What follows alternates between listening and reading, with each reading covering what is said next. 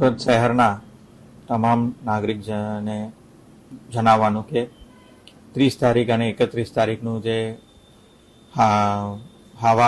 જોરદાર હવા સાથેનું ભારે વરસાદની આગાહી જે આપવામાં આવેલી છે એના તકેદારીના ભાગરૂપે સુરત મહાનગરપાલિકાની ટીમ જિલ્લા કલેક્ટરશ્રી અને પોલીસ કમિશનરશ્રીના કચેરીના સંકલનથી પૂરેપૂરું તૈયારીની સ્થિતિમાં આવી ગઈ છે.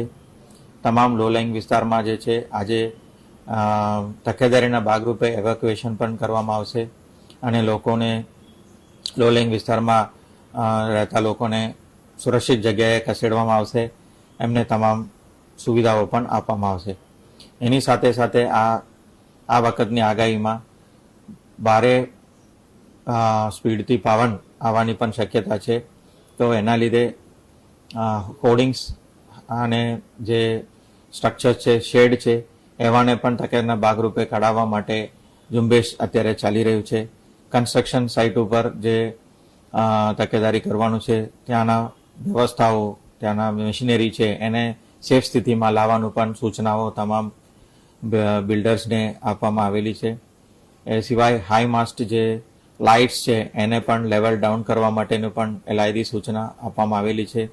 એસડીઆરએફ અને એનડીઆરએફની ટીમ્સ પણ તૈનાત છે અને આજે બપોર પછી તમામ જે ટીમ્સ છે એમને ફોરવર્ડ ડિપ્લોયમેન્ટ પોઝિશનમાં પણ પહોંચી જશે.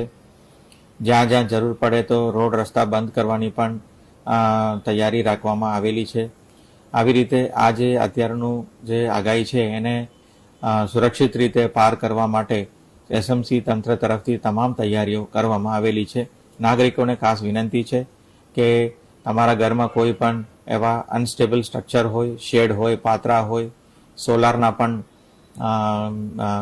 પેનલ લાગેલા હોય એને સુરક્ષિત સ્થિતિએ લાવવા માટે ખાસ તમામને અનુરોધ કરું છું. ઝાડ પડવાની પણ વધારે શક્યતા છે તો એવા ઝાડને પણ આપણે તકેદારીથી આપણે કાપી લઈશું અને વરસાદ દરમિયાન અન્ય સમયમાં પણ બહાર ઝાડની નીચે ઊભા રહેવા માટેનું પણ આપણે ટાળીએ અને હોર્ડિંગ્સની આજુબાજુ પણ જવાનું પણ આપણે ટાળીએ. તમામ હોર્ડિંગ્સનું સ્ટ્રક્ચરલ સ્ટ્રેન્થ પણ આપણે ચેક કરી રહ્યા છે. તેમ છતાં તકેદારીના ભાગરૂપે તમામ નાગરિકોને સાવચેતી રાખવા માટે ખાસ વિનંતી કરું છું અને તમારા સહકાર માટે, તમારા સપોર્ટ માટે ટીમ એસએમસી કટિબદ્ધ છે. આજે 30 તારીખ બપોર પછીથી માંડીને 31 તારીખ આખો દિવસ રાત સુધી પણ આમાં આગાહી છે. તો 1 તારીખના સવાર સુધી આપણે એક તકેદારી રાખવાની ખૂબ જરૂર છે. અત્યારે તે ડીપ ડિપ્રેશન જે આવી રહ્યું છે બે ઓફ બેંગાલ તરફથી એ હજી સુધી આપણે બાજુમાં નજીક પહોંચ્યું નથી.